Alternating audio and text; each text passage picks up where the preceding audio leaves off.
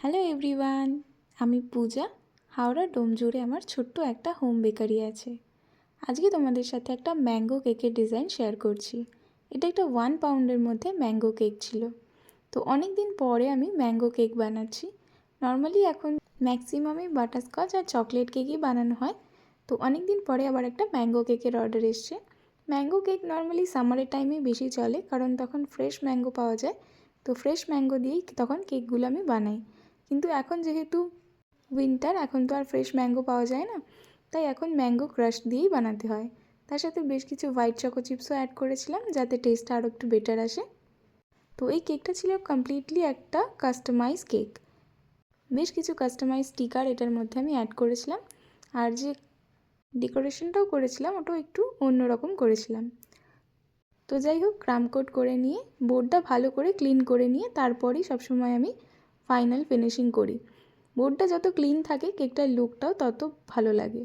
মানে কেকটা যতই সুন্দর ফিনিশিং হোক, যদি বোর্ডটা না ক্লিন থাকে তখন কেকের লুকটা অনেকটাই ডাউন লাগে। তো যাই হোক, কেকটা ভালো মতন করে ফিনিশিং দিচ্ছি। এটা একটা হোয়াইট কালারের মধ্যে ছিল কেকটা, তার সাথে গ্রিন কালারের ডিজাইন ছিল। তো অনেকেই আমাকে জিজ্ঞেস করে কাস্টমাইজ কেক তো সবসময় খুব যে একদম ডেকোরেটিভ হয় তা নয়, কিছু কিছু কাস্টমাইজ কেক খুব সিম্পলের মধ্যেও থাকে। তাও এইগুলোর প্রাইসটা একটু বেশি কেন হয়, বা নর্মালি হোম বেকারদের কাছে কেকের প্রাইস কেন বেশি থাকে? তো এই ধরনের কোয়েশ্চেন আমাকে অনেকেই করে। তো তাদেরকে একটাই কথা বলবো, যে কাস্টমাইজ কেকগুলো যেগুলো তোমরা দেখতে পাও হয়তো দেখতে খুব বেশি সিম্পল লাগে, কিন্তু এই প্রত্যেকটা কেক বানানোর সময় আমাদেরকে যতটা পরিশ্রম করতে হয়, এগুলো প্ল্যানিং করতে বা কেকটা বানানোর আগে আরও অনেক বেশি পরিশ্রম আমাদেরকে করতে হয়। কারণ এই প্রত্যেকটা কেক প্রচুর প্ল্যানিং, প্রচুর আলোচনা, প্রচুর সমস্ত কিছু করার পর এগুলো আমরা রেডি করি। বা প্রত্যেকটা কেক বানাতে বানাতেও আমাদেরকে অনেকবার ক্লায়েন্টকে দেখিয়ে তারপর করতে হয়। কারণ বা কেক কিছুটা রেডি করার পরেও অনেক সময় আমাদেরকে কেকের ডিজাইন চেঞ্জ করতে হয়।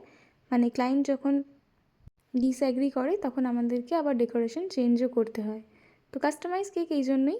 তো তোমরা পুরো নিজেদের মনের মতন করে একদম কাস্টমাইজ করাতে পারো।